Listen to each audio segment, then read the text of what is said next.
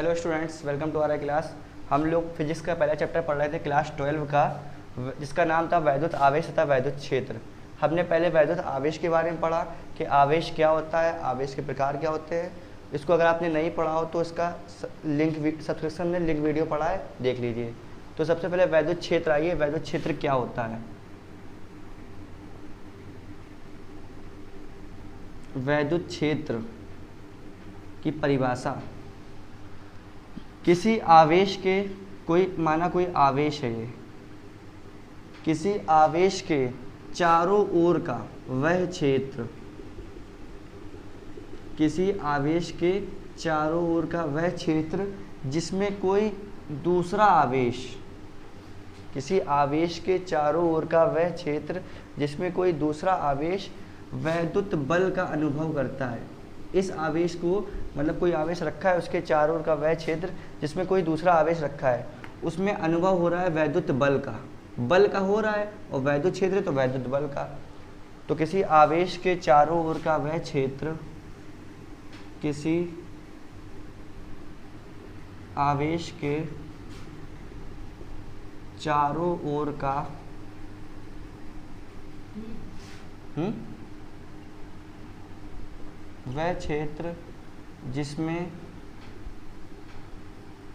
क्षेत्र जिसमें अन्य आवेश वैद्युत बल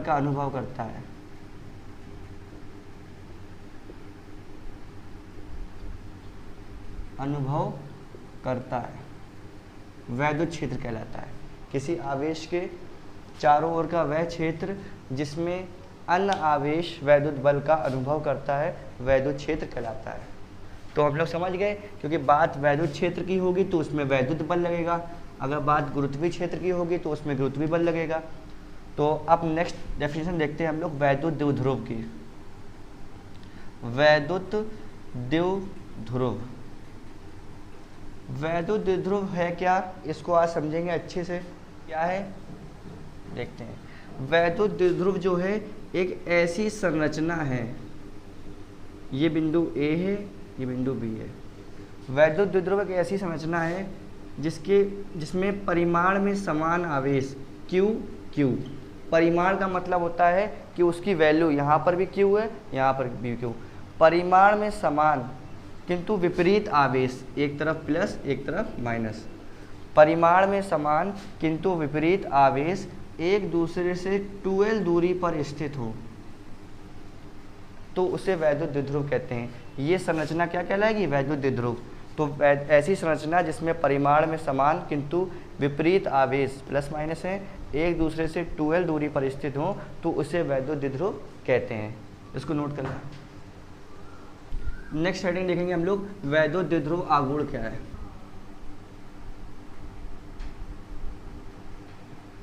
तुम्हारा भाई तुमसे तेज है दिमाग में। वैद्युत द्विध्रुव आघूर्ण, वैद्युत द्विध्रुव आघूर्ण। अभी हम लोगों ने पढ़ा वैद्युत द्विध्रुव, इसके बाद आ गया वैद्युत द्विध्रुव आघूर्ण। तो हम लोग जानते हैं कि वैद्युत द्विध्रुव क्या होता है, एक सिरे पर प्लस Q आवेश, बी सिरे पर माइनस Q आवेश, सिरे पर माइनस Q आवेश, और इनकी बीच की दूरी क्या है 2l। ये हम लोगों का हो गया वैद्युत द्विध्रुव।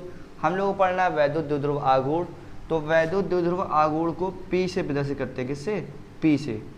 P बराबर फार्मूला होता है किसी वैद्युत द्विध्रुव के एक ओर के आवेश, हमने एक ओर का आवेश ले लिया Q, किसी वैद्युत द्विध्रुव, ये वैद्युत द्विध्रुव है, इसका एक ओर का आवेश तथा उनके बीच की दूरी 2l के गुणनफल को वैद्युत द्विध्रुव आघूर्ण कहते हैं। इसे P से प्रदर्शित करते हैं। तो इसकी परिभाषा लिख दे रहे हैं, किसी वैद्युत द्विध्रुव आघूर्ण की डेफिनेशन लिख दी हमने कि किसी वैद्युत द्विध्रुव के एक ओर के आवेश तथा उनके बीच की दूरी 2l के गुणनफल को वैद्युत द्विध्रुव आघूर्ण कहते हैं। यही ये बात लिखी है यहाँ पर। इसे P से प्रदर्शित करते हैं। इसका फार्मूला होता है P बराबर Q इंटू 2l। इसका मात्रक हो जाएगा Q आवेश का मतलब होता है कूलाम, और 2l लंबाई का होता है मीटर। तो इसका मात्रक हो गया कूलाम मीटर। और विमा हो गई अपनी, Q की होती है 80, L की होती है लंबाई की होती है L, तो हो जाएगा LTA। इसकी विमा हो गई LTA, मात्रा कूलाम मीटर और वैद्युत गुणांक, नोट कर लें। नेक्स्ट हेडिंग है वैद्युत क्षेत्र की तीव्रता। तीव्रता बहुत इंपॉर्टेंट है। वैद्युत क्षेत्र की तीव्रता को कैपिटल E से प्रदर्शित करते हैं। E क्या है? वैद्युत क्षेत्र की तीव्रता। E बराबर फार्मूला होता है F/Q0। Q होता है आवेश और Q0 क्या होता है? परीक्षण आवेश। जो हम लोग परीक्षण करते हैं, छोटा सा आवेश मतलब सूक्ष्म आवेश, इसको कहते हैं परीक्षण आवेश। F बल होता है, अगर ये वैद्युत क्षेत्र में लग रहा है तो F होगा वैद्युत बल। वैद्युत बल। E है वैद्युत क्षेत्र की तीव्रता।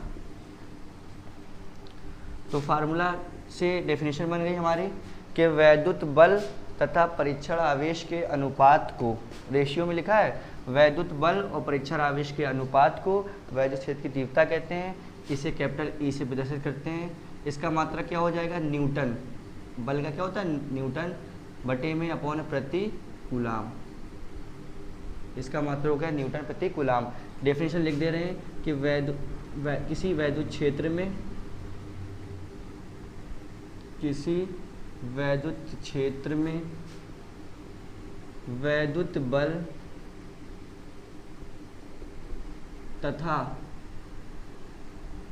तथा परीक्षण आवेश को प्रदर्शित करेंगे। Q0 से परीक्षण आवेश के अनुपात को वैद्युत क्षेत्र की तीव्रता कहते हैं।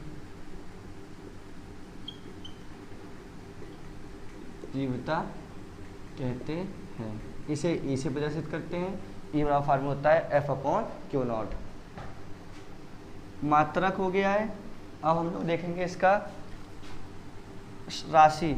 वैद्युत क्षेत्र की तीव्रता क्या है? यह एक सदिश राशि है। यह एक सदिश राशि है। सदिश राशि है। इसकी विमा क्या होगी?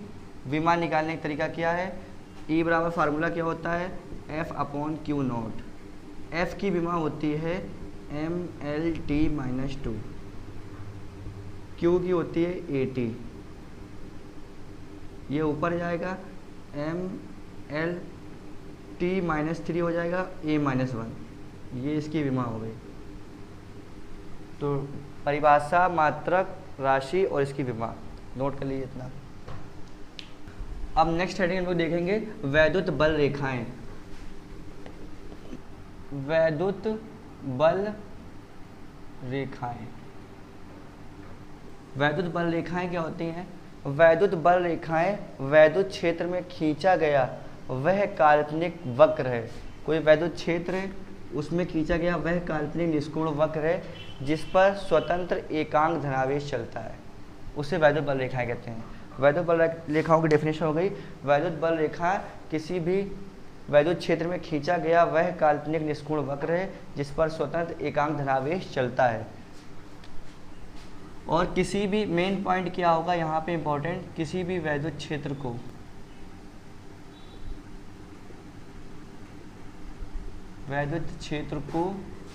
वैद्युत बल रेखाओं द्वारा प्रदर्शित किया जाता है। वैद्युत बल रेखाओं द्वारा प्रदर्शित किया जाता है। वैद्युत क्षेत्र को वैद्युत बल रेखाओं द्वारा प्रदर्शित किया जाता है। जैसे ये यहाँ पर वैद्युत क्षेत्र है तो उसको E बना देंगे। ये वैद्युत क्षेत्र को वैद्युत बल रेखाएं हो गई और ये क्या प्रदर्शित कर रही हैं? वैद्युत क्षेत्र को। तो वैद्युत बल रेखाएं काम आती हैं वैद्युत क्षेत्र को प्रदर्शित करने के लिए। अब बात करते हैं वैद्युत बल रेखाओं के गुण को। हेडिंग लिखी जाएगी वैद्युत बल रेखाओं के गुण।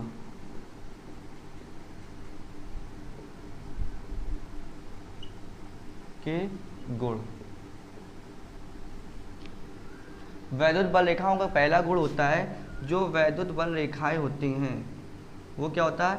धनावेश से, प्लस लिया क्यों? धनावेश से प्रारंभ होती हैं। वैद्युत बल रेखाएं धनावेश से प्रारंभ होती हैं और ऋणावेश पर समाप्त होती हैं। ये पहला गुण है उसका वैद्युत बल को लिखना है। इसको आप लोगों को लिखना है पहले पॉइंट में कि जो वैद्युत बल रेखाएं होती हैं वो धनावेश से प्रारंभ होती हैं। पहला पॉइंट क्या लिखेंगे यहाँ पे, वैद्युत बल रेखाएं धनावेश से प्रारंभ होती हैं तथा ऋणावेश पर समाप्त होती हैं। अब 2 पॉइंट देखते हैं। वैद्युत बल रेखाओं के गुण में दूसरा पॉइंट क्या होगा कि 2 बल रेखाएं, मान लो ये बल रेखा है और दूसरी ये, एक दूसरे को कभी नहीं काट सकती। जो 2 बल रेखाएं होंगी वो अलग अलग होंगी, कभी एक दूसरे को काटेंगी नहीं, क्योंकि यदि वो काटेंगी तो उनके कटान बिंदु पर, ये कटान बिंदु है, 2 स्पर्शी रेखाएं खींची जा सकती है, एक यहाँ, जो कि असंभव है क्योंकि कभी भी वैद्युत क्षेत्र में 2 स्पर्शी रेखाएं नहीं खींची जा सकती। तो दूसरा पॉइंट हो जाएगा 2 बल रेखाएं एक दूसरे को कभी नहीं काट सकती, क्योंकि काटेंगी तो उनके कटान बिंदु पर 2 स्पर्शी रेखाएं खींची जा सकती हैं।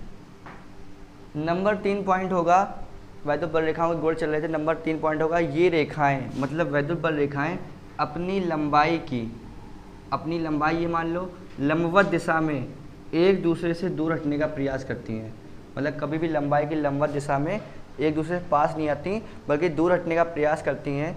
इसी के कारण समान आवेशों में प्रतिकर्षण होता है।